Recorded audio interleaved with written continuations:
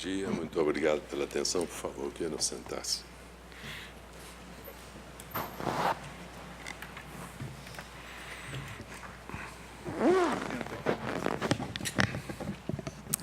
Declaro aberta mais esta sessão da SDI 2 do Tribunal Superior do Trabalho. Cumprimento os eminentes ministros que a compõem. Estendo os cumprimentos à Sua Excelência, o Procurador-Geral do Trabalho, que toma assento nesta sessão, Dr. José Alves Pereira Filho, senhoras e senhores advogados, senhoras e senhores servidores, na pessoa da doutora Adriana, Secretaria da SDI 2 desta Corte. Antes de franquear a palavra aos colegas, gostaria de registrar com extrema satisfação a presença na sala de sessões dos estudantes do curso de Direito do Centro Universitário Unieuro de Brasília, acompanhados pelo professor Ricardo Klein. Essa iniciativa é muito bem vista pelo Tribunal Superior do Trabalho e permito-me parabenizar a Sua Excelência o professor Ricardo Klein pela iniciativa de trazer os seus alunos para, ainda que momentaneamente, terem uma ideia de como se processam os julgamentos no Tribunal Superior do Trabalho. O Tribunal Superior do Trabalho é composto de órgãos fracionários. A SDI 2 ela tem competência recursal em mandado de segurança, ação rescisória, e competência originária em ação rescisória para desconstituir, se for o caso, decisões proferidas por turmas, pela SDI1 e pelas decisões proferidas pela própria SDI2, o que se chama rescisória de rescisória. A SDI1, por sua vez, ela tem por incumbência a uniformização da jurisprudência no âmbito das turmas. As turmas proferem, às vezes, decisões divergentes e cabe o recurso de embargos para a SDI, a fim de que se uniformize a jurisprudência. As turmas, por sua vez, são os órgãos fracionários, compostos de o presidente e 2 ministros, 3 ao todos, e, na realidade, quem uniformiza a jurisprudência do TST em âmbito nacional são as turmas com o concurso da SDI1. E nós uniformizamos a jurisprudência no âmbito das ações rescisórias em mandado de segurança. O Tribunal Superior adotou um sistema de julgamento bastante prático para agilizar as decisões sem que se comprometa a segurança e qualidade delas. Os eminentes ministros fazem uma planilha e entregam essas planilhas a cada um de nós. E todos, com antecedência, já temos ideia da proposta de voto, do voto a ser emitido. Se, eventualmente, o voto for favorável ao advogado que se apresentar à tribuna para a sustentação oral, ele pode dispensar caso o colegiado adira ao voto do relator. Se, eventualmente, o voto for desfavorável ao advogado, se abre o direito à sustentação oral e passa-se a coleta de votos. A partir disso, nós temos o computador e fazemos o acompanhamento real dos votos, no seu inteiro teor, o que habilita os colegas a se inteirarem bem das decisões que são proferidas e, se acaso houver divergência, estaríamos em condições de dirimi-las depois de coleta dos votos dos eminentes ministros. E penso que essa iniciativa, como já o disse, é bastante significativa, porque, embora seja por pouco tempo, é preciso lembrar que o Tribunal Superior do Trabalho, a exemplo dos demais tribunais, ele não é um terceiro grau de jurisdição, à exceção da SDI2, que funciona como segundo grau de jurisdição em relação às decisões dos regionais em mandado de segurança e ação rescisória. No mais, o Tribunal Superior, a exemplo do STJ e outros tribunais superiores, identifica-se por sua cognição extraordinária, ou seja, ele não está habilitado a fazer incursão por fatos e provas que não estejam delineados no acórdão recorrido. É exatamente a súmula 126 e outra tanta do Supremo. A jurisdição ordinária se esgota no 2º grau de jurisdição.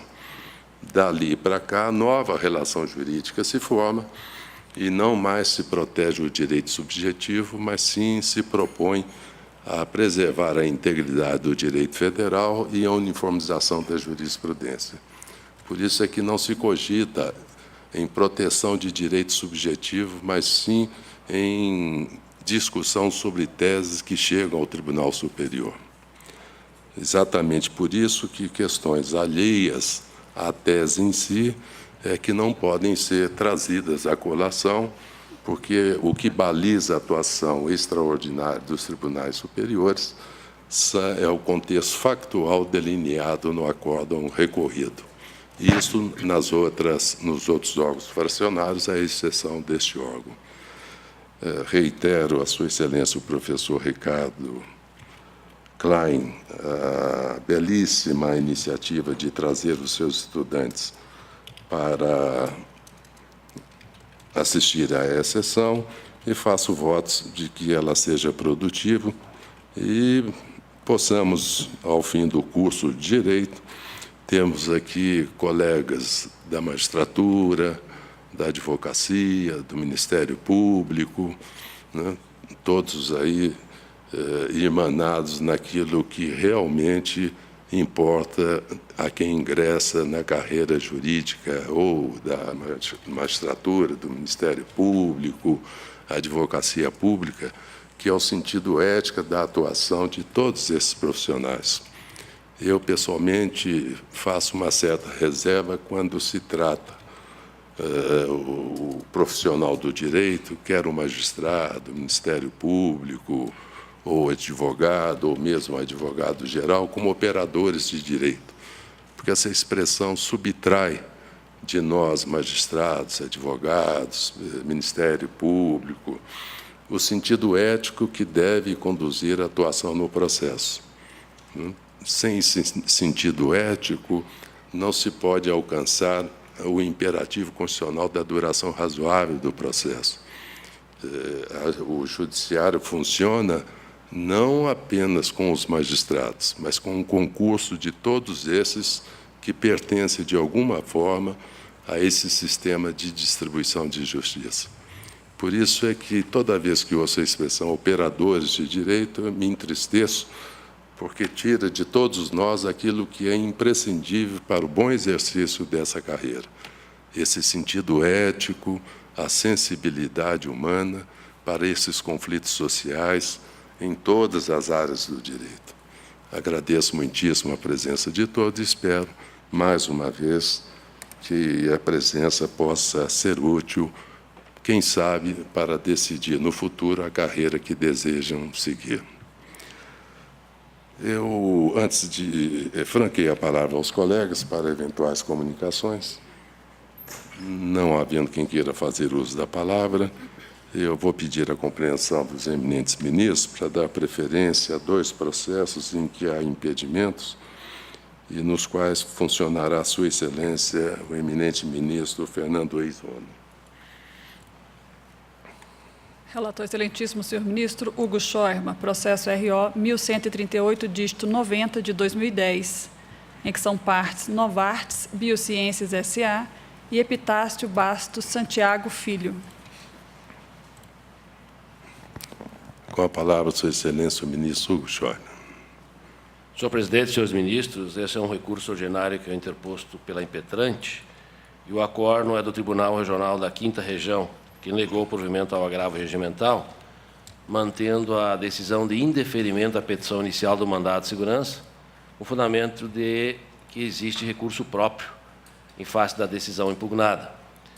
E o impetrante, então, apresenta o recurso ordinário, e, no seu mandado de segurança, ele pretendia cassar a decisão que determinou a substituição de carta de fiança por dinheiro, bem como em relação à decisão que não conheceu da impugnação aos cálculos que apresentara, nos autos de uma reclamação trabalhista. Ocorre que, em consulta ao sistema processual informatizado do Tribunal Regional da 5ª Região, relativo ao processo trabalhista subjacente, a confirmação do encerramento da execução e arquivamento definitivo dos autos, com apenas um desarquivamento para fins de liberar um remanescente de depósito ao demandado. Então, resta evidenciada assim, senhor presidente, senhores ministros, a perda do objeto, o que implica a extinção do processo sem resolução do mérito, nos termos do 2674 do CPC, que atrai a consequência específica prevista no artigo 6º, parágrafo 5º da Lei 12.016/2009, de denegar o mandado de segurança. Este é o voto. Pois não. Algum destaque no voto, Sua Excelência?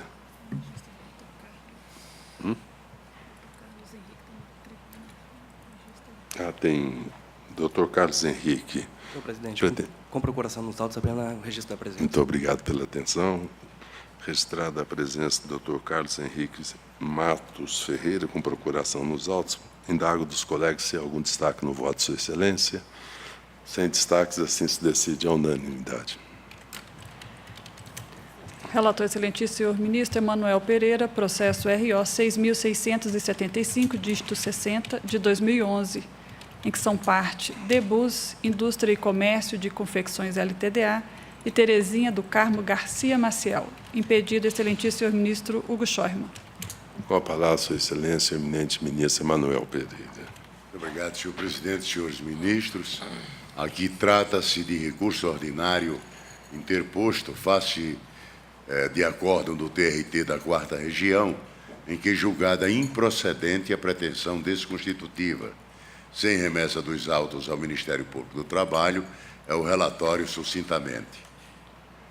Digo eu, senhor presidente, que na hipótese não houve recolhimento do depósito prévio sobre o valor atualizado da condenação no momento do ajuizamento da ação rescisória. O depósito previsto no caput do artigo 836 da CLT constitui pressuposto de validade da relação jurídico-processual e condição prévia para o exame da ação rescisória, de modo que sua realização integral deve ser comprovada no momento do ajuizamento da ação rescisória. A jurisprudência da SDI 2 desta Corte segue firme no sentido da impossibilidade de concessão de prazo para a ulterior comprovação de depósito, inclusive para sua complementação, quando efetuado a menor. Eu cito, senhor presidente, no corpo do voto, precedentes da minha relatoria e dos ministros Alberto Bresciani e Hugo Scheuermann. E o voto, senhor presidente, vai no sentido de conhecer do recurso ordinário e extinguir o processo sem resolução do mérito, com fundamento nos artigos 267, 4 e 490, inciso 2 do CPC, determinar a restituição dos valores depositados a título de depósito prévio à autora.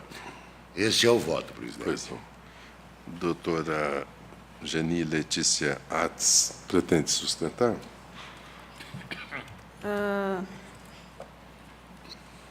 Não, eu vou declinar, excelência. Procuração nos autos, doutora. Sim, senhor. Registrada a presença da ilustre advogada, doutora Geni Letícia Ates. Indago dos colegas se há algum destaque no voto.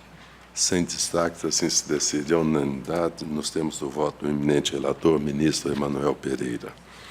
Foram esses os dois impedimentos. Eu agradeço muitíssimo a presença do ministro Fernando Ex-ONU, digno componente da 4ª turma do Tribunal Superior e um dos mais brilhantes magistrados da Corte, um ministro a quem admiro muito e nutro grande amizade por Sua Excelência. Muito obrigado pela gentileza. Muito obrigado pelas generosíssimas palavras de Vossa Excelência. E esgotado aí os impedimentos, eu peço licença para me retirar, me colocando sempre à disposição da Igreja da Sessão e de Vossa Excelência para, quando necessário, compor novamente a Muito obrigado. Igreja da Sessão. Eu dei preferência à Sua Excelência porque o gabinete está cheio de processos. Sua Excelência precisa correr lá para atendê-los.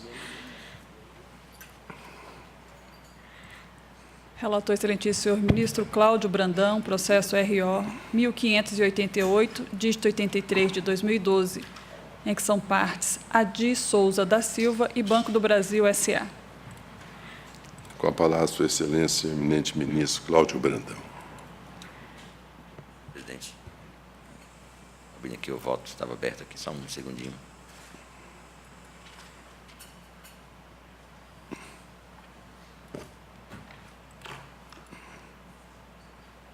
Presidente, senhores ministros, trata-se de ação rescisória, a qual se discute a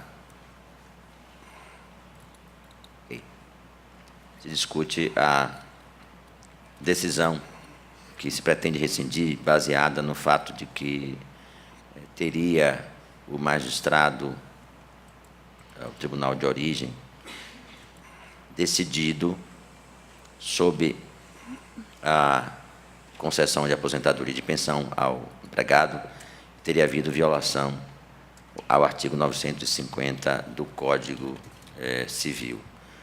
Como a decisão de origem, o senhor presidente reconheceu que havia incapacidade do empregado determinada por doença profissional e concluiu pela existência de culpa do réu do dano sofrido.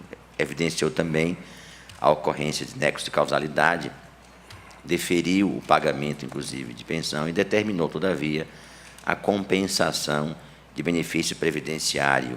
Por esta razão, a decisão, a meu sentir, de fato, violou o mencionado artigo 950 do Código Civil, na medida em que não se há de determinar essa compensação entre benefício previdenciário, já que, de acordo com a mencionada norma, a pensão é devida quando resultar incapaz para a atividade que o empregado desempenhava, motivo pelo qual, de forma resumida, eu voto no sentido de configurar a ocorrência efetiva de violação ao dispositivo mencionado e restabelecer a sentença proferida pelo juiz de primeiro grau e, por esta razão, manter a pensão de indenização por danos materiais a partir de 1º de janeiro de 2003 em importância mensal equivalente a 30% do salário consignado. É como voto, senhor presidente, de forma resumida, se houver necessidade, depois farei esclarecimentos, se forem necessários. Doutor Wilson Pedro Sampaio, com procuração nos autos. Senhor presidente, inicialmente eu requeria juntar de procuração e o uso da palavra. Pois não. Deferido, tempo regimental de 10 minutos, por favor. Igreja subseção, como bem relatado pelo eminente ministro, trata-se de ação de rescisão de um acordo cujo processo matriz é indenização. Ocorre que a reclamatória trabalhista, que julgou procedente, em primeiro grau, o pedido da reclamante, no segundo grau, em relação a esta matéria, ela foi provido o recurso e, por sua vez, excluída aquela condenação. Por esse motivo, como bem já relatado, foi proposta pela reclamante a ação rescisória, qual foi julgada improcedente pelo Egrégio Regional. E o Egrégio Regional disse que, como se constata dos autos, e que não houve a violação do artigo 950. Destaca também o regional, inclusive a autora, antes mesmo de ingressar com a reclamatória trabalhista, ela já havia se aposentado por tempo de contribuição e passou a receber complementação de aposentadoria. Com relação à matéria, com a devida vênia ao entendimento do eminente relator, o Banco do Brasil entende que se trata de matéria controvertida, incidindo aqui na situação a súmula 83 deste colendo tribunal. Quanto à violação, também entende o Banco do Brasil que esbarra na súmula 298. Por essas razões, e considerando o motivo que ocorreu a aposentadoria, que foi por tempo de contribuição, da questão controvertida, da não violação aos referidos dispositivos, o Banco do Brasil espera que seja negado provimento ao recurso. Obrigado, Excelência. Pois não, muito obrigado. Ministro Cláudio Brandão. Senhor presidente, até eu peço desculpa à Excelência e aos colegas, eu estava lendo um outro voto quando foi apregoado, a tela que na hora atualizou.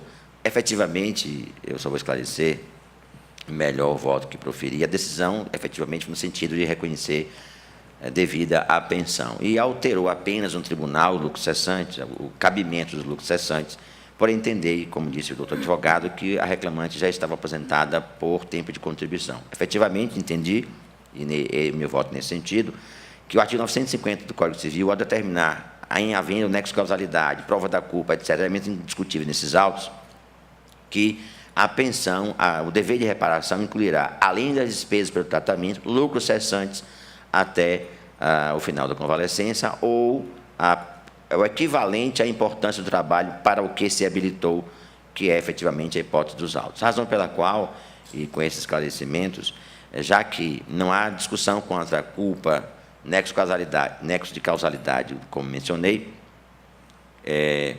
encaminhei o voto no sentido de reconhecer a violação à parte final do dispositivo a que me referi. E acrescentei ao meu voto, senhor presidente, nesse ponto, alterando a sentença, que a pensão não seria devida até completar 70 anos, mas, conforme vários precedentes, até o final, efetivamente, da vida do pensionista. Razão pela qual, com esse esclarecimento, se mantém meu voto, senhor presidente. Pois não. Algum destaque no voto, Senhor presidente. Pois não, ministro. Então, foi lembrado da tribuna a nossa jurisprudência já sumulada, no sentido de que a matéria controvertida não gera acolhimento de ação rescisória por violação literal de dispositivo de lei. E é interessante que nós acabamos estabelecendo um critério matemático. Qual que é o critério matemático?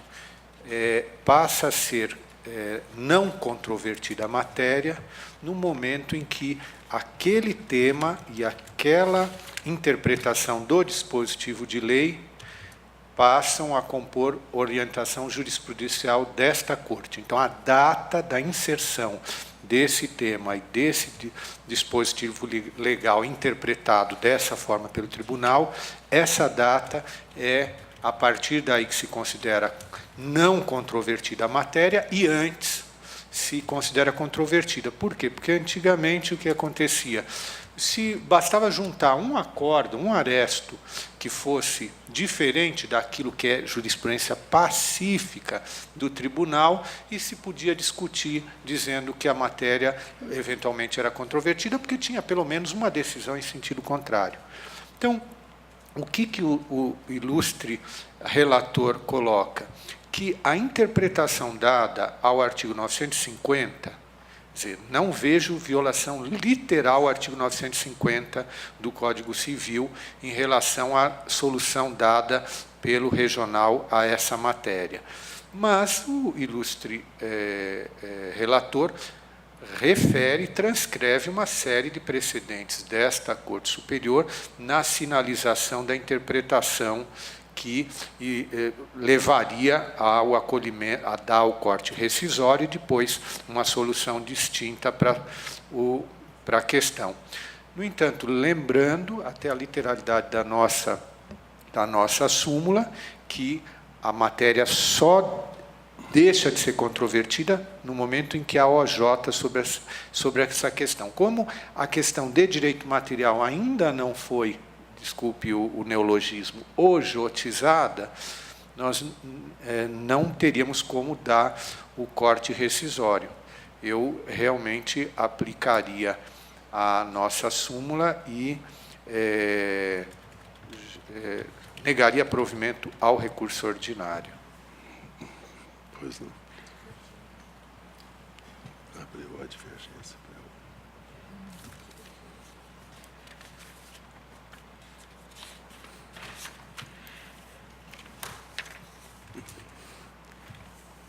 Então, Sua Excelência, o ministro Ives Ganda, nega Ministro Levenhagen, lendo aqui, só para lembrar, né, é a súmula 83, inciso 2. O marco divisor quanto a ser ou não controvertida nos tribunais a interpretação dos dispositivos legais citados na ação rescisória é a data da inclusão na orientação jurisprudencial do TST da matéria discutida. Então, eu invocaria, para negar provimento ao recurso ordinário, o inciso 2 da súmula 83. Perfeito. Na sequência, como voto, Sua Excelência, o ministro Emanuel Pereira. Senhor presidente, esse voto eu tive a oportunidade de examiná-lo no gabinete. O que me chamou a atenção foi exatamente a conclusão, senhor presidente. E eu estava prestes também a levantar essa... no meu caso, era uma dúvida, mas o ministro Ives, com a sua divergência, ele realmente me retira qualquer dúvida a esse respeito. E eu, senhor presidente, por uma questão de obediência judiciária, eu vou pedir a máxima vênia ao eminente relator e acompanhar o ministro Ives, adotando, inclusive, o fundamento da divergência, que é a súmula 83. Pois não. Como voto, Sua Excelência, o ministro Alberto Bresseno. Senhor presidente, eu vou pedir todas as vênias ao ministro Ives e eu vou acompanhar o relator, porque aqui não vejo posta a questão da controvérsia conforme enunciada. E, na verdade, Sua Excelência propõe uma acomodação da decisão e da interpretação do artigo 950, aquela que vem se uniformizando perante a SDI. Por isso, peço vênia para acompanhar o eminente relator. Como voto, Sua Excelência, o ministro Hugo Schoiber. Eu peço vênia à divergência e também acompanho o relator, destacando que a decisão rescindenda reconheceu, em todas as letras, a existência do dano, que é a incapacidade laboral à ordem de 30%, a culpa e o nexo causal, mas deu provimento ao recurso ordinário do banco somente entendendo que não é possível a acumulação de indenização decorrente de doença ocupacional com a complementação, com os proventos de aposentadoria e a complementação da aposentadoria.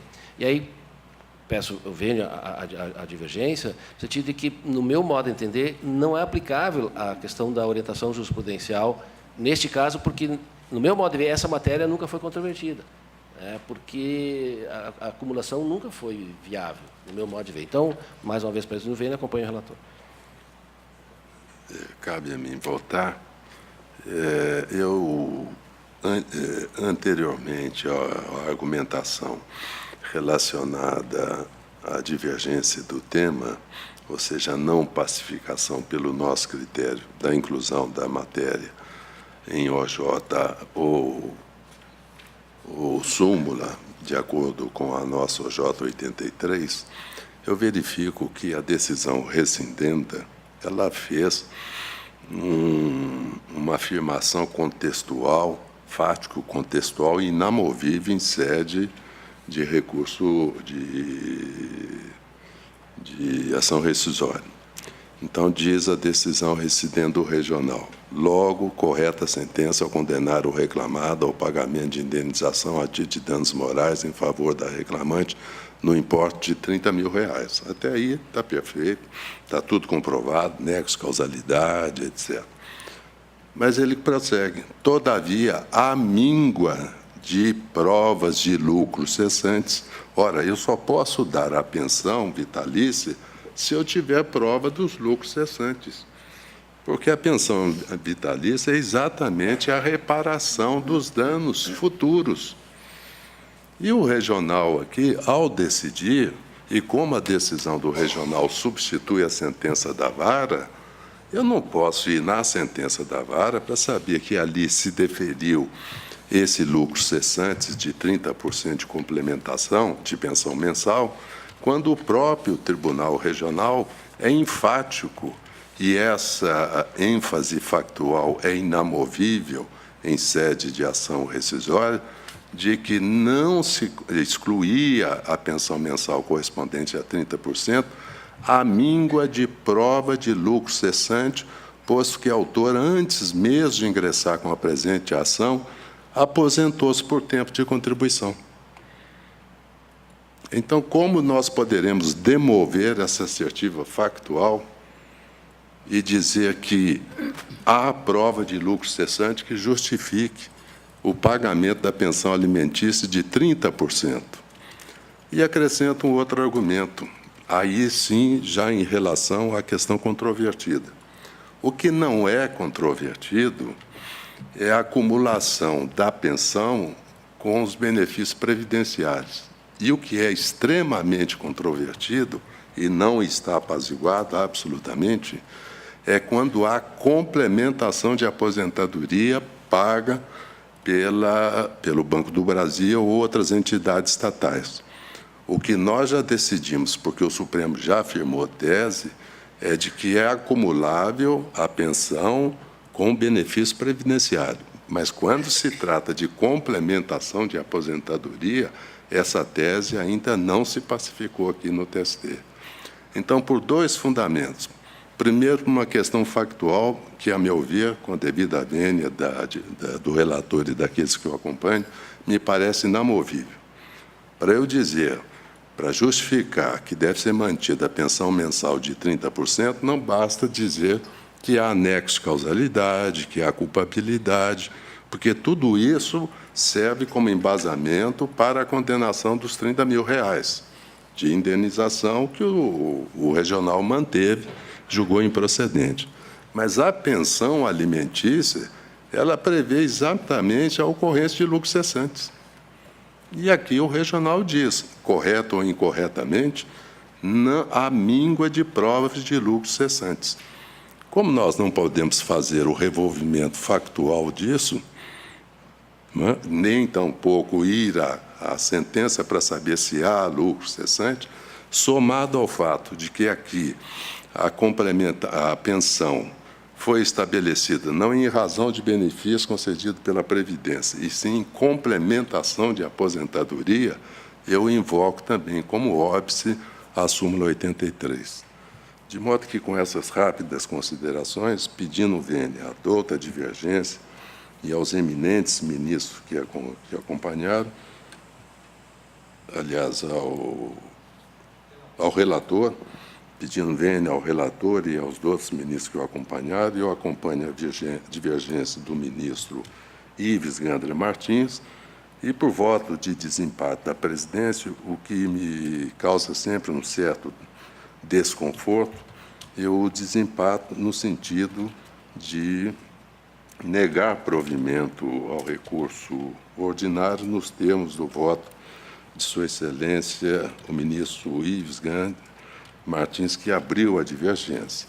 Do exposto, pronuncio que a sessão, por maioria de votos, vencidos Suas Excelências, o ministro relator Cláudio Brandão, Alberto Briciano e Hugo Schoeman, decidiu por negar provimento ao recurso extraordinário, por voto de desempate da presidência, ficando como redator designado Sua Excelência, o ministro Ives Gandra Martins.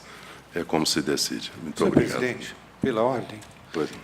Convencido também das razões de Vossa Excelência, eu vou incluir como duplo fundamento do negar provimento ao recurso a súmula 83.2 e a súmula 410, que impede o reexame de fatos e provas em relação à questão dos lucros cessantes. Senhor presidente, eu requero a juntada de voto vencido e só esclarecendo que a controvérsia não consta da defesa, esse fundamento da matéria controvertida, apenas para registrar. Não há nos autos essa discussão, só para registrar. Mas juntado de voto vencido. Eu dei dois fundamentos. Não, perfeito. Né? Só que em relação ao segundo, eu digo isso porque o advogado sustenta da tribuna um argumento que não está nos autos. Sim. Apenas para registrar, para não parecer que eu não examinei o argumento que a defesa trouxe e o recurso trouxe. E a contra não está na defesa e sequer nas contrarrazões. Por isso, não foi por mim apreciado, mas juntado de voto vencido, apenas para que o advogado, ao sustentar, traga o que está no processo. Apenas isso. Então, juntado de voto vencido ao pé do acordo, Sua Excelência, o ministro Cláudio Brandão, redator designado, ministro Ives Gandra. Relator excelentíssimo, senhor ministro Cláudio Brandão, processo RO 4.855, dígito 53, de 2012, em que são partes José Carlos Cândido Teixeira e Ipiranga Produtos de Petróleo S.A. Com a palavra, Sua Excelência, eminente relator, ministro Cláudio Brandão. Senhor presidente e senhores ministros, trata-se de recurso ordinário em ação rescisória, no qual se discute a interpretação dada pelo tribunal, a prova colhida nos autos, no qual concluiu a Corte que, apesar de ter havido limitação para uma determinada atividade, o empregado poderia desempenhar uma outra e, por esta razão, não deferiu ao empregado o pensionamento equivalente a 100% do que ele recebia da função de operador de empilhadeira, e o recurso se volta exatamente contra esta matéria.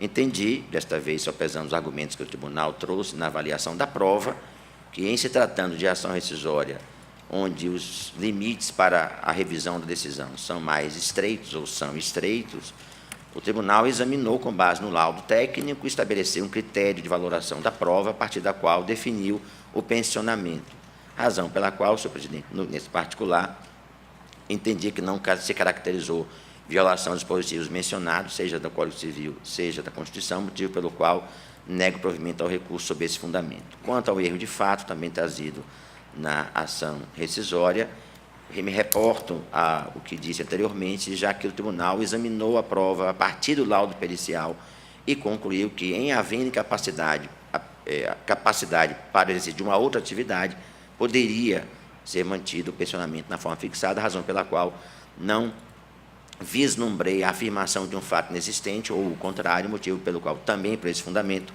eu nego provimento ao recurso. De forma sintética, encaminho meu voto, senhor presidente e senhores ministros, no sentido de, na íntegra, negar provimento ao recurso ordinário. É como voto. Muito obrigado, ministro.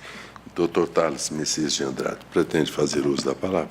Excelência, queria juntar o subestabelecimento e fazer uso da palavra. Pois não. Deferido juntado de subestabelecimento, tempo regimental de 10 minutos, por favor.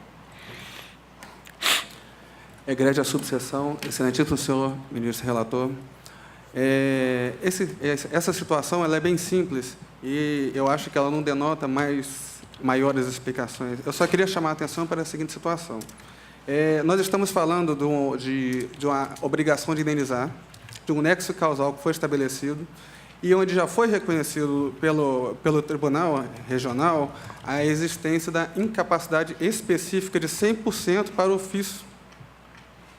Essa incapacidade é específica e a indenização ela deve ser adequada à incapacidade específica da vítima, não à incapacidade geral, que foi apurada em 50%.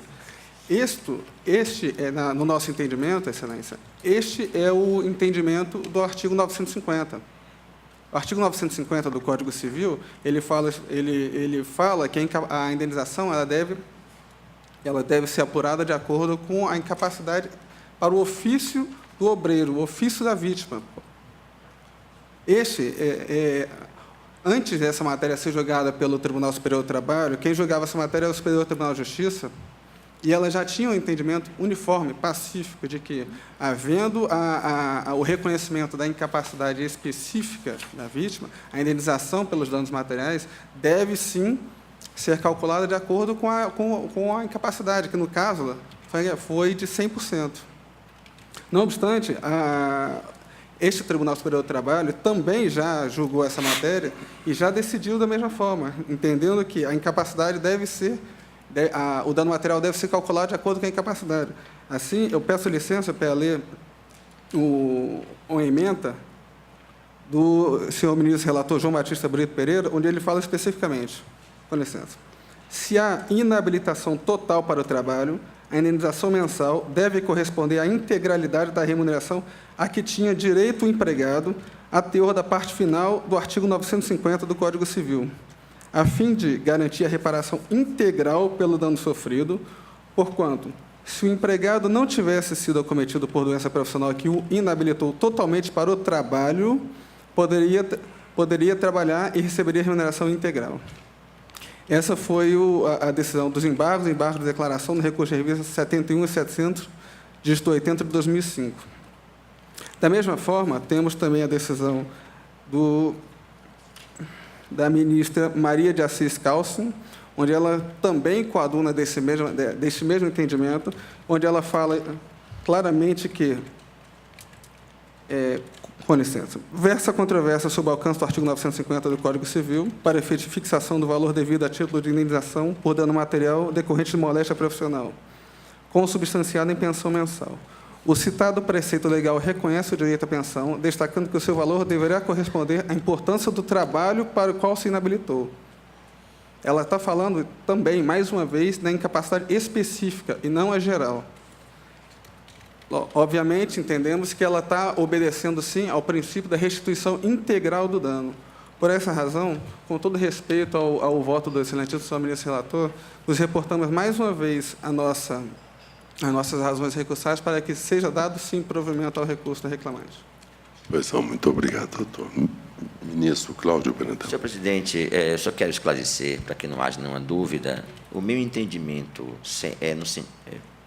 em sede de recurso de revista ou quanto à matéria objeto do recurso, é no sentido de que a pensão, de fato, corresponde à atividade profissional desempenhada pelo empregado. Todavia, em sede de ação rescisória, o tribunal decidiu, entendendo que a decisão de primeiro grau estabeleceu um critério de razoabilidade a partir das provas periciais produzidas, inclusive o laudo, estabeleceu uma conclusão, no sentido de que o fato de o empregado ter a possibilidade de trabalhar em outra atividade poderia, dispensaria o pagamento da pensão. E conquanto eu faço as ressalvas pessoais quanto a esse entendimento, estabeleceu um critério de valoração dos danos materiais e, por esta razão, inclusive utilizando o princípio da razoabilidade, que foi mencionado pela decisão, fixou esse critério. E a ação rescisória não se presta a rever a injustiça da decisão e o conjunto probatório constante da decisão objeto de impugnação. Portanto, apenas por se tratar de ação rescisória com limite de cognição, ou melhor, de rescindibilidade, de mudança de decisão, restrito, com as ressalvas que fiz a esse entendimento que manifesto, mantenho meu voto na forma já encaminhada, senhor presidente. Pois não. Algum destaque no voto, Sua Excelência? Também não. Acompanho Sua Excelência, inclusive pelo dado curioso de o laudo ter oferecido duas alternativas e o juiz, naturalmente, no livre convencimento, optou por uma delas, possivelmente terá incorrido em injustiça, mas sabidamente irreparável em sede de ação rescisória. Então, assim se decide. A unanimidade, nós temos o voto do eminente relator, ministro Cláudio Brandão. Agradeço, ilustre advogado. Relator excelentíssimo, senhor ministro Alberto Bresciani, processo RO 229, dígito 93, de 2012, em que são partes Ivan José dos Santos e Sempre Toshiba S.A. e outras. Com a palavra, Sua Excelência, o eminente relator, ministro Alberto Bresciani. Obrigado, presidente. Senhor presidente, senhores ministros, o processo é oriundo da 8ª Região e a ação rescisória é ajuizada com fulcro no artigo 4855 do CPC, em que se diz violado o artigo 27, a linha H, da Lei 4.886, de 65. No processo matriz, se discute relação de representação comercial sob este foco específico, assim atraindo a competência renovada da Justiça do Trabalho. Não são questionadas parcelas de natureza trabalhista, por isso a compreensão que se deu à questão no processo matriz foi orientada pelo Instituto próprio. A parte pretende, violado o artigo 27H da Lei 4.886, de 65, ao fundamento de que o artigo 37 do mesmo texto veda a retenção de comissões devidas ao representante comercial e a prática de obrigações não previstas. O que ocorre é que, perdurando a relação de representação comercial de 98 a 2004, segundo o autor, no período de janeiro de 2000 a agosto de 2004, sofreu descontos em comissões a título de participação de despesas de malote e de pagamento a promotores de venda. O acórdão rescindendo, além de destacar a ausência nos autos do contrato de representação comercial, que permitiria a verificação da existência ou não de previsão em tal sentido, e assim evocando a compreensão da súmula 410 desta Corte, já aqui referida, quando veado em ação rescisória o revolvimento de fatos e provas, ainda afirmou que a ocorrência desses descontos por aproximadamente 4 anos teria importado, no mínimo, em aceitação tácita pelas partes. O fato, senhor presidente, é que no processo matriz e na decisão rescindenda, cuja justiça ou injustiça a ação rescisória não se presta a corrigir, não há, de fato, juntada de contrato que permita a pesquisa da existência ou inexistência da cláusula, que, de qualquer forma, segundo os aspectos lá debatidos, findou por receber a aceitação tácita do representante comercial autônomo, que as tolerou por um período bastante dilatado. Por isso, senhor presidente, aqui evocando ainda a súmula 410 desta Corte, eu proponho que se negue provimento ao recurso ordinário. Muito obrigado.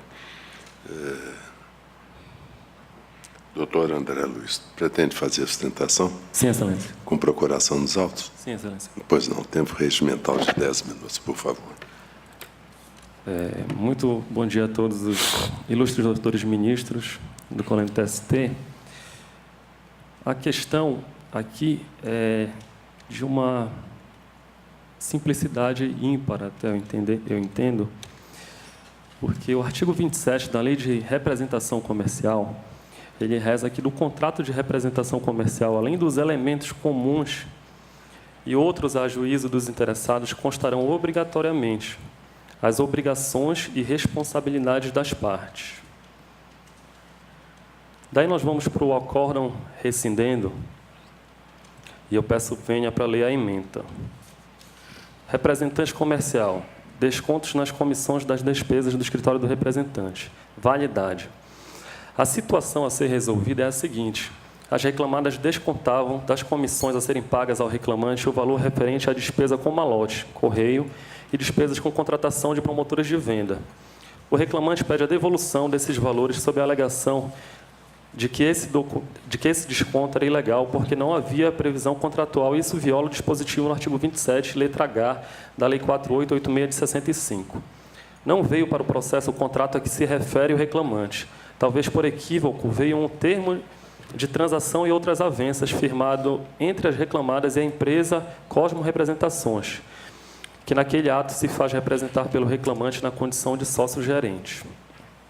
Penso que, de algum modo, houve contrato de representação ou para a representação comercial entre o reclamante e as empresas, tanto que esse aspecto não foi objeto de oposição no presente processo.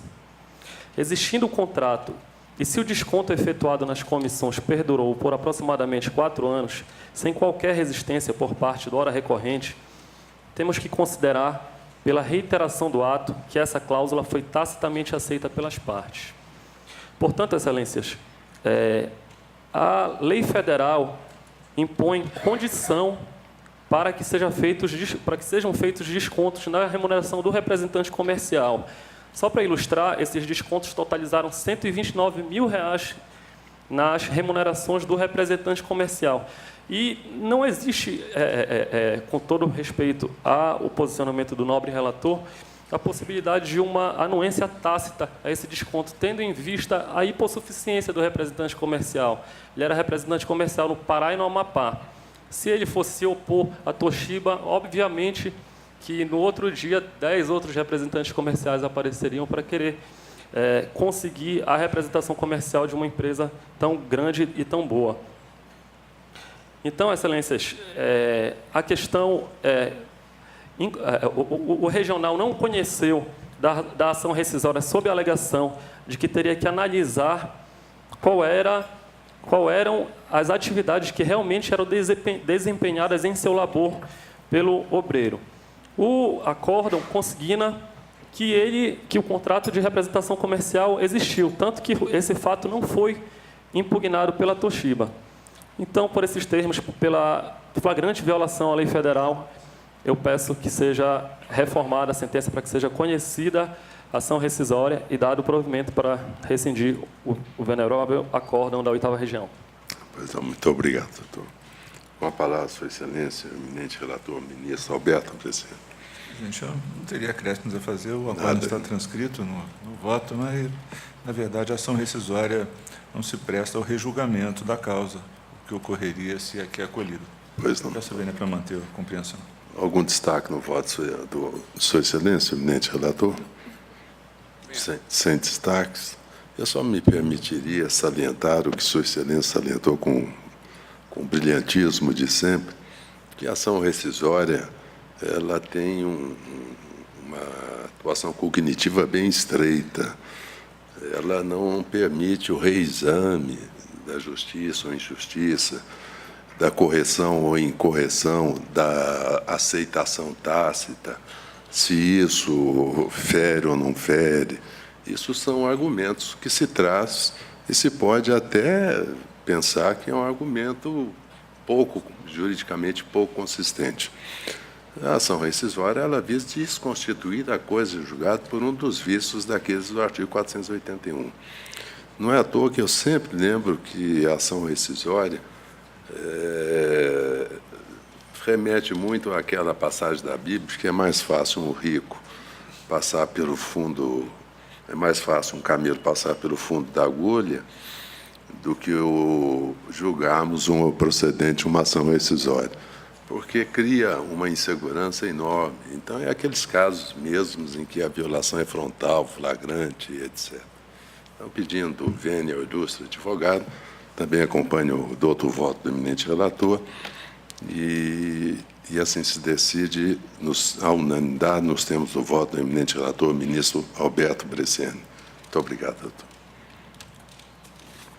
Relator excelentíssimo senhor ministro Hugo Schormann, processo AGR-ED-AR 7.276, dígito 77, de 2011, em que são partes Antônio Pedro Bonfim de Barros, Bradesco Turismo S.A., Administração e Serviços, e Banco Bradesco S.A. Com a palavra, Sua Excelência, o eminente relator, ministro Hugo Schormann. Aqui, senhor presidente, senhores ministros, por decisão monocrática foi extinto o processo com resolução do mérito, acolhendo decadência, um fundamento, então, no inciso 4º do artigo 269 do CPC. E o autor da ação rescisória é que interpõe o agravo regimental e ele alega que há omissão e erro em relação à contagem desse prazo decadencial. Na verdade, aqui, mais uma vez, estamos discutindo a questão se nós contamos o prazo de 8 dias após a decisão aqui do TST ou de 15 dias para fins desta contagem. E aqui o prazo a ser considerado para início do prazo decadencial é do prazo de embargos de 8 dias, porque a decisão é da primeira turma deste regional que não conheceu do recurso de serviço do reclamante e conheceu, em parte, o recurso de serviço do banco, para excluir da condenação os honorários advocatícios, determinação de devolução dos valores descontados a título de seguro de vida e caixa beneficente. Então, na realidade, é uma decisão de turma proferida com base em interposição, na interposição no recurso de revista. Cabível, neste caso, em tese, o recurso de embargos, do artigo 8942 da CLT, e isso faz com que, então, se conte o prazo decadencial a partir do término do prazo de 8 dias. É isso que os fundamentos foram adotados no despacho monocrático que eu estou propondo manter, negando o provimento ao agravo. Perfeito. Aquela hipótese costumeira.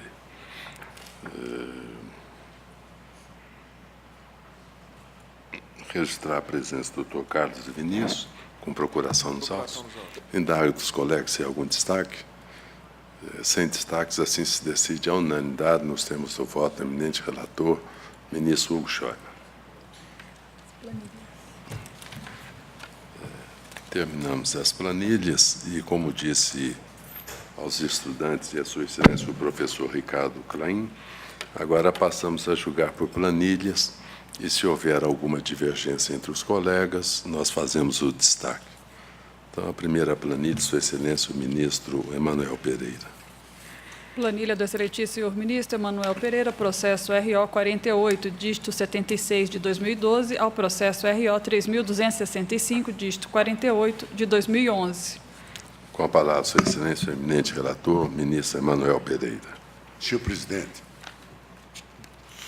eu não tenho nenhum destaque na minha planilha, mas hoje, ainda pela manhã, eu recebi um voto do ministro Brandão, divergindo, mas eu estou mantendo a minha planilha, senhor presidente, conforme encaminhada.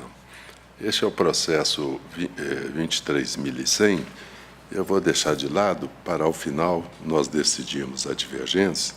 Então, eu indago, à exceção desse em que há divergência, se há algum destaque na planilha de Sua Excelência. Então, à exceção do processo 23.100, em que há divergência aberta pelo ministro Cláudio Brandão, são julgados todos os processos constantes da planilha de Sua Excelência, o ministro Emanuel Pereira, à unanimidade.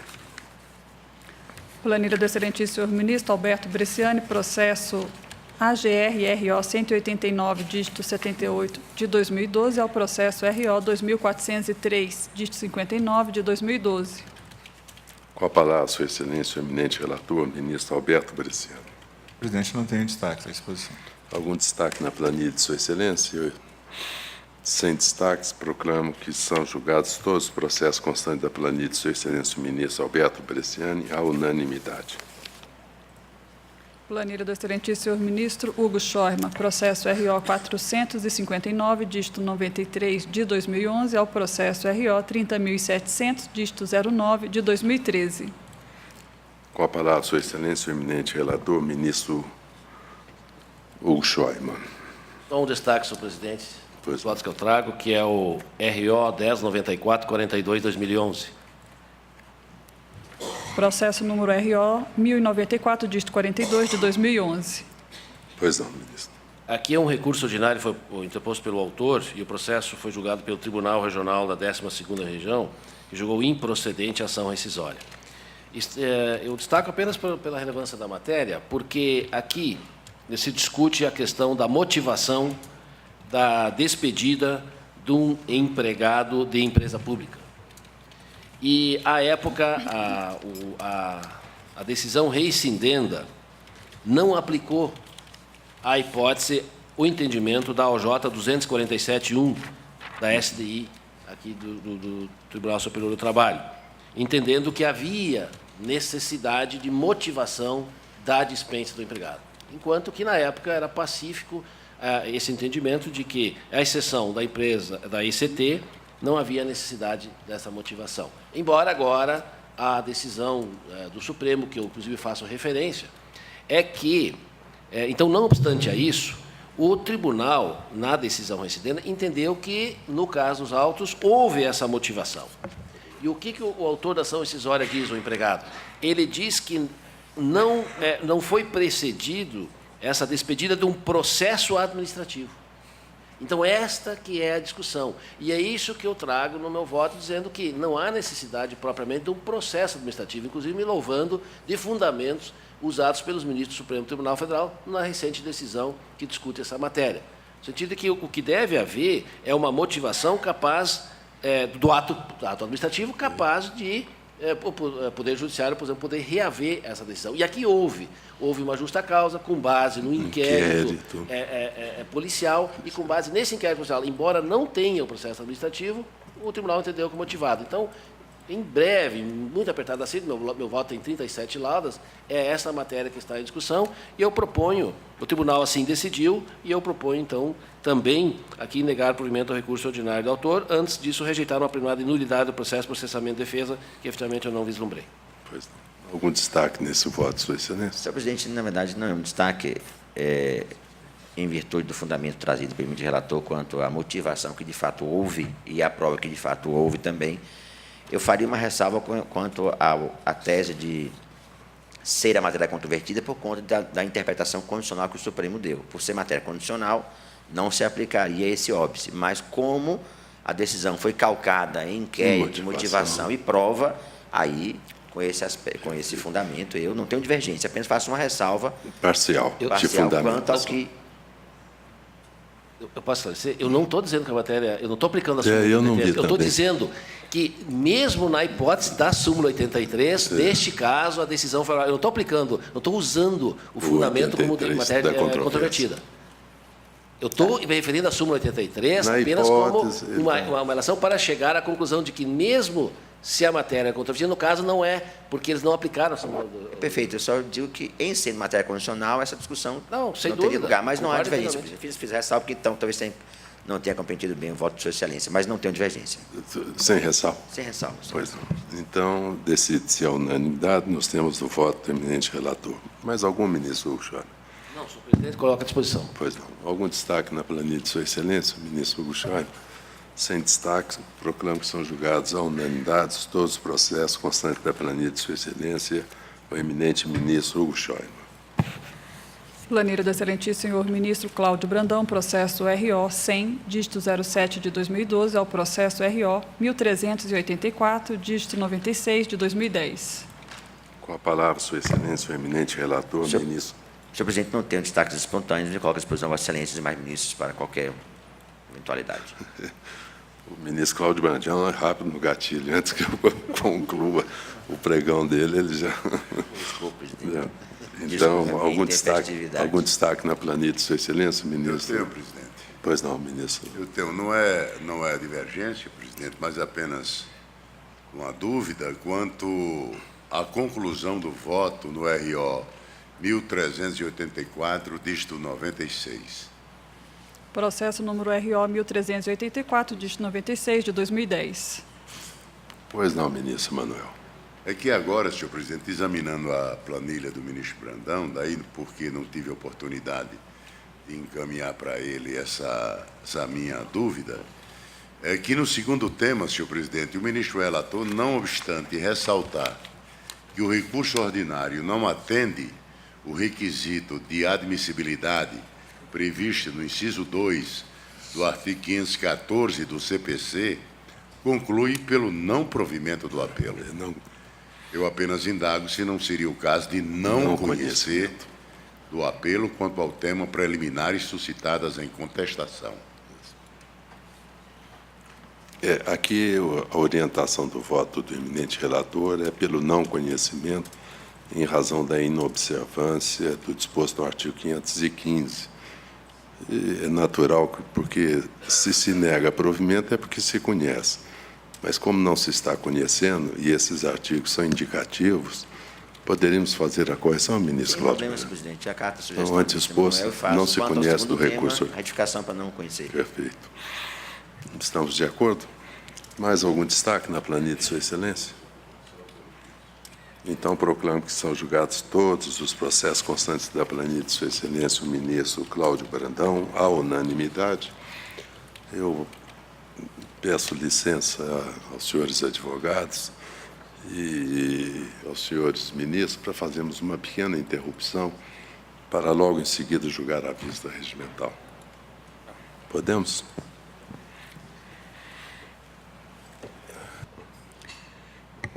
Relator excelentíssimo senhor ministro Emanuel Pereira, processo RO 23.100, dígito 50 de 2010, em que são partes Rodoviário Ramos LTDA e espólio de Célio Alves da Silva. Com a palavra, Sua Excelência, ministro Emanuel Pereira. Senhor presidente, aqui um recurso ordinário interposto pelo impetrante em face do acórdão do TRT da 13ª região em que denegada a segurança pretendida. Na hipótese, senhor presidente, senhores ministros, a autoridade coatora, após verificar a completa satisfação do débito da ação originária e a existência de valores que sobejavam a execução, determinou a transferência do numerário excedente para a satisfação de outra execução pendente em juízo diverso do executante.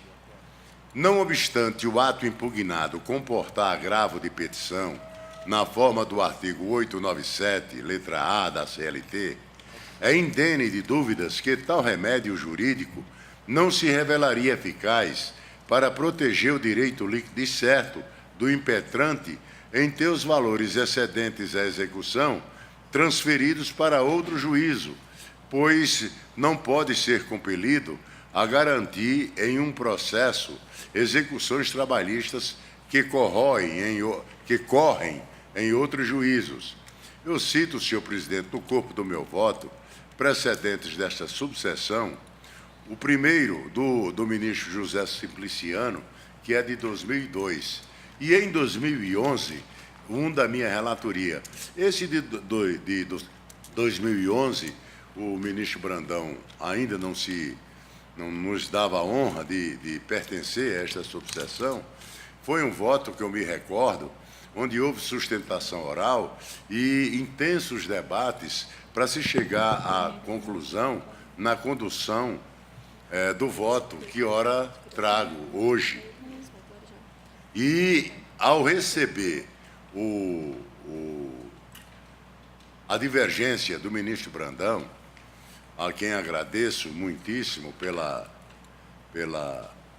delicadeza em encaminhar o seu voto divergente, senhor presidente, eu diria, apenas em reforço ao meu, é que, em relação ao primeiro e segundo fundamentos suscitados pelo ministro Brandão, eu entendo que, tão importante quanto a razoável duração do processo e a troca de informações entre os juízos trabalhistas, deve ser observado o princípio constitucional do devido processo legal, destacando-se os citados artigos 883 da CLT e 685, inciso 1 do CPC.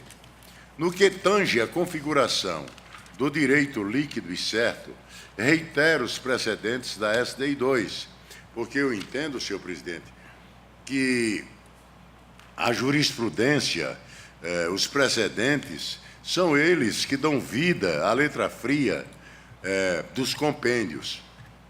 Então, repetindo e reiterando os precedentes da SDI 2, citados no corpo do voto, de que deveria o juízo da execução, no momento em que é apurada a existência de valor disponível acima daquele relativo à execução da ação principal, proceder à devolução dos valores excedentes.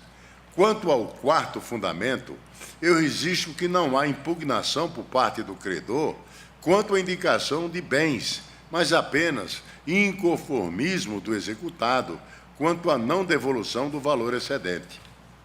Em relação ao último fundamento, eu destaco, senhor presidente, que não houve penhora pelo juízo da segunda vara do trabalho de João Pessoa, mas transferência do excedente ao referido juízo pela autoridade coatora.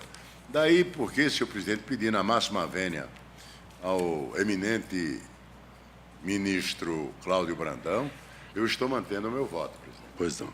Ministro Cláudio Brandão. Senhor presidente e senhores ministros, o voto que encaminhei a Vossas Excelências hoje pela manhã, e só o fiz hoje pela manhã porque examinei a planilha hoje pela manhã, senão eu teria feito antes, no sentido já do conhecimento de Vossas Excelências, entendendo que não se caracteriza direito líquido e certo do executado.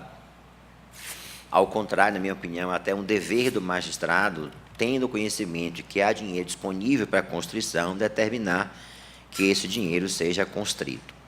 E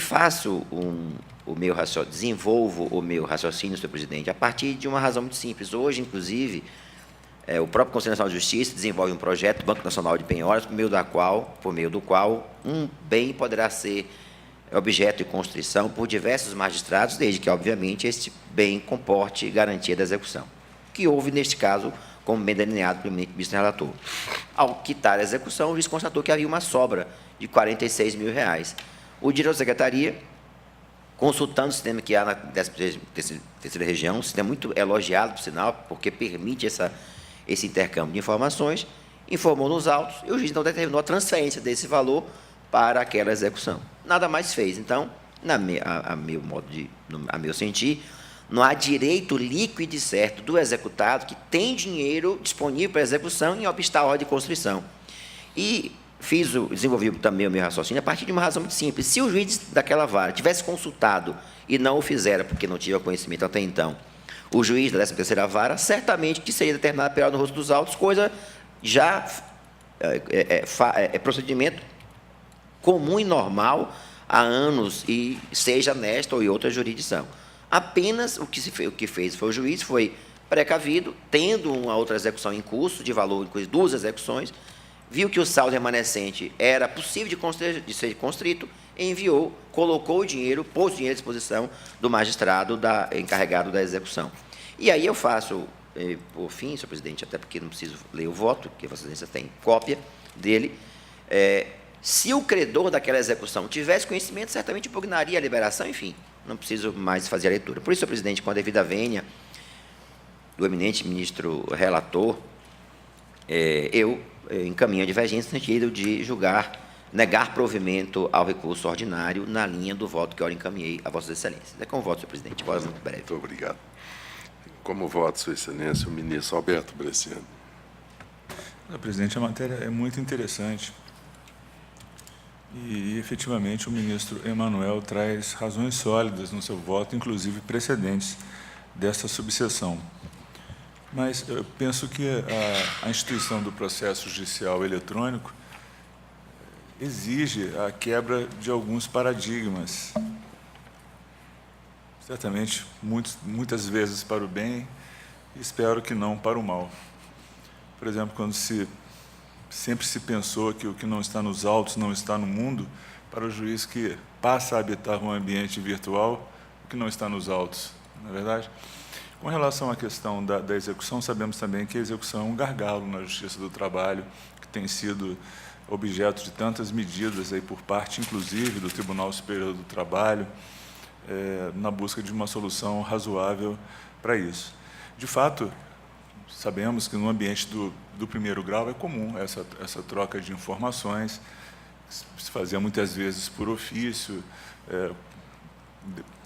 questionando-se uma vara a outra, se havia ali bem penhorado, inclusive com penhora no rosto dos autos, e situações semelhantes. Eu vejo no voto bem lançado do eminente ministro relator que o diretor de secretaria informa ao juiz de primeiro grau, isso está transcrito, que existem penhoras de créditos conforme mandados e certidões constantes naqueles autos, tramitações sequenciais 120 a 122, 124 a 126. Não sei exatamente quais seriam essas penhoras e se alcançariam esse crédito pendente na vara a qual remetido o valor. De qualquer sorte, eu ainda compreendo que a parte teria, em rito ordinário, condições de combater a decisão, ou na primeira das varas, ou na segunda, e, de fato, isso é inquestionável, pende execução ainda contra a empresa. Nessa medida, é que eu não vejo condições de dizer que houve violação de direito líquido e certo da parte executada, no caso, que tem títulos judiciais expedidos contra si. Por isso, eu vou pedir todas as vênias ao ministro Emanuel Pereira, que, reconhecendo de fato a existência de precedentes dessa subseção, para acompanhar o ministro Cláudio Brandão, inaugurando, de fato, uma nova vertente. Pois é. Como voto, Sua Excelência, o ministro Hugo Schoer. Senhor presidente, senhores ministros, evidentemente que não vejo nenhum óbice para que, eventualmente, se possa fazer a penhora de remanescente nos autos dessa execução. Essa penhora de remanescente, ela deve advir de uma ordem judicial do juiz competente. E quem é o juiz competente para fazer penhora remanescente? É o juiz da execução. Também é possível que o juiz não libere imediatamente o valor e comunique outros juízos que têm crédito para, eventualmente, se houver interesse, expedir a ordem de penhora. do remanescente. Que chamam aí de pior no rosto dos autos, que é um termo que eu não simpatizo muito, mas, de qualquer forma, é exatamente isso. O que eu vejo que é inviável de fazer é um juiz, um valor que está à disposição do juízo num determinado processo, este juiz utilizar este valor para fins de constituição em outro processo, em outro juízo, onde ele não tem competência. Isto que eu acho, este ato é ilegal. O fato dele reter esse valor à sua disposição como remanescente, e, inclusive, informar outros juízos, isso, inclusive, na minha época, quando fui juiz de primeiro grau, eu fiz. Embora hoje isso seja bem mais simples em função da comunicação eletrônica. O que ele não podia fazer, a meu modo de ver, e isso foi bem destacado pelo ministro relator, é pegar este valor e transferi-lo para o outro. Ele não tem competência para isso. Ele tem competência, eventualmente, para reter esse valor, porque está à sua disposição. A penhora fica à disposição do juízo, depósito à disposição do juízo. Mas essa transferência que eu reputo ilegal. E, como tal, cabível no mandado de segurança em função, né, da teratologia, que foi exposta pelo relator, e daí, com a máxima vênia, a divergência muito bem fundamentada, o ministro que acompanha, eu acompanho o relator com esse fundamento, no fato de o juiz não poder fazer isso, de transferir esse valor para outro juízo, sem que houvesse a ordem de quem tem competência para fazer essa concessão. Então, acompanho o relator. Como vota Sua Excelência o ministro Ives Ganda? Senhor presidente, nós, como foi muito bem colocado pelo ministro Emanuel, temos precedentes dessa sessão no sentido da impossibilidade de reter mais do que aquilo necessário para satisfazer o crédito de um determinado processo, reter na vara para eventual pagamento de outros processos. Eu, pelo menos, me lembro de ter pego dois processos já como relator, ter dado primeiro a liminar e depois ter a liminar ter sido mantida aqui pela sessão, no sentido de que não era possível, vamos dizer assim, criar uma espécie de depósito geral de penhora em dinheiro para ir satisfazendo créditos em diversos processos numa mesma vara. Isso é possível, sim, quando se institui o chamado juízo unificado de execução. Tem sido feito com clubes de futebol, com determinadas empresas, mas tem sido feito junto ao Tribunal Regional do Trabalho, quando cria juízos de conciliação, por exemplo, de precatórios, os juízos conciliatórios de execução ou execuções unificadas. E aí a forma é diferente de fazer, não é dessa forma, o juiz simplesmente pegar, penhorar mais do que era necessário e ir satisfazendo vários créditos. O que se tem adotado como política é a empresa depositar um determinado valor, por exemplo, no caso de times de futebol, deposita 10% da renda mensal e se vão satisfazendo os vários créditos. O que mais me chamou a atenção, aqui comparando com nossos precedentes, os nossos precedentes já são mais rígidos ainda, não admitem dentro da própria vara usar para créditos diferentes, de diferentes credores, um determinado penhora que foi feito no rosto dos autos de determinado processo. Aqui, como bem lembrado pelo ministro Hugo Scheuermann, nós temos duas varas, se penhora os bens de uma empresa numa, sobra R$46 mil, o juiz manda juntar a processo da quarta para a segunda vara. Então, aqui realmente nós estaríamos extrapolando em muito a possibilidade que tem sido aberta de uma execução unificada, mas por ato específico tem sido orientado pelos tribunais. E esse período que fiquei na Corregedoria Geral da Justiça do Trabalho, tivemos que enfrentar alguns casos em correição parcial ou correição geral, e discutimos até aqui no órgão especial recentemente, se esse ato do presidente do tribunal que cria esse juízo unificado seria passível ou não de correição, entendemos que não. Quer dizer, é um ato até de política judiciária dentro de determinado tribunal e feito de comum acordo até com credores, né? Então, por essas razões, acho que ainda não estamos no momento de darmos uma guinada tão grande na nossa jurisprudência. Então, compreendendo as razões do ministro Cláudio, do ministro Alberto, eu ainda vou ficar com a jurisprudência nossa já pacificada. Então, voto com o relator.